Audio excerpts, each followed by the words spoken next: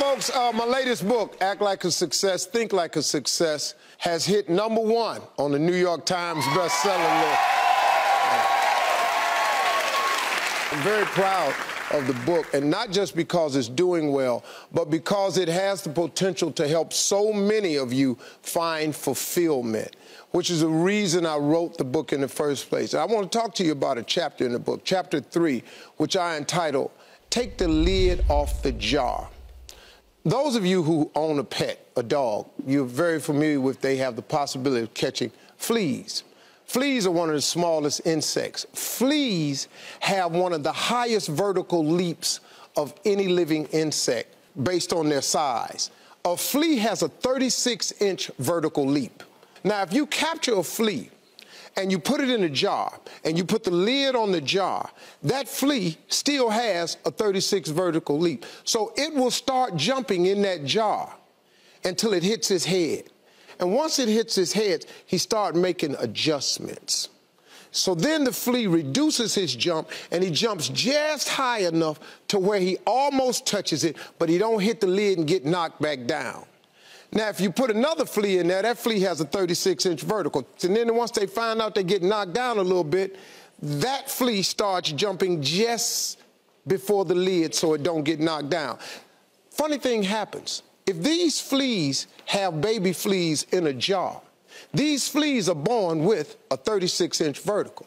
But because their parents are showing them only a 4 or 5-inch jump so they don't get hit, these baby fleas who are born with 36-inch verticals, they jump just as high as their parents jump. And what we do as people is we do the same things. We allow our environment to dictate to us. We allow our friends to dictate to us, our circle of associates to dictate to us how high we jump. When I was in the 6th grade and the teacher asked me what I wanted to be when I grow up, and she had everybody write an assignment on a piece of paper, I wrote down on a piece of paper I wanted to be on TV.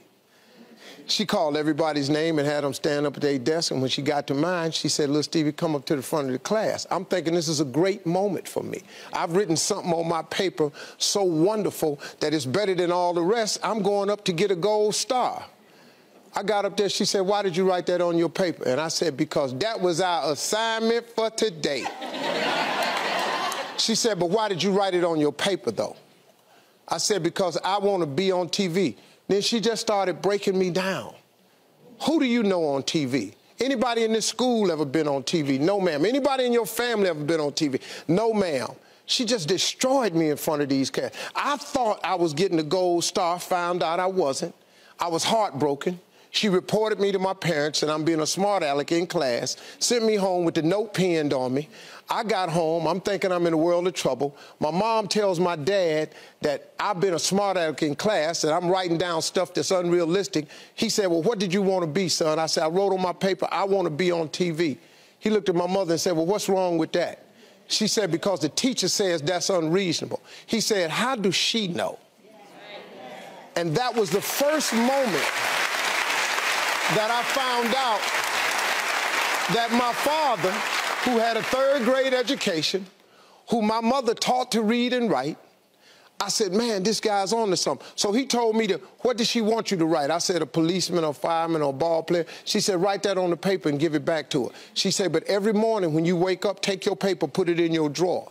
Read your paper every morning when you wake up, and read your paper every night before you go to bed. If you turn your TV on today, the little boy in the 6th grade is on TV." Very true statement. Because my father informed me, "Son, take the lid off of your jar." And that's what the book is about, is to help people understand no matter who you are, no matter where you are in life, you can take the lid off of your jar. And if you're wondering if you still have the lid on in your life, here are some clues that's going to let you know that the lid is still on. If you're not excited about waking up in the morning, if you're sitting around bored out of your mind, if you got time to do everything anybody asks you to do, you probably got the lid on. If when you tell your dreams to all your friends, it makes sense to them. you got your lid on, man. Your dreams should not make sense to everybody. You got to say something that make people go, how you going to do that? That's when you got the lid off. And if I were you, I'd do that. I'd take the lid off. Makes sense to me, don't it? We'll be right back, folks.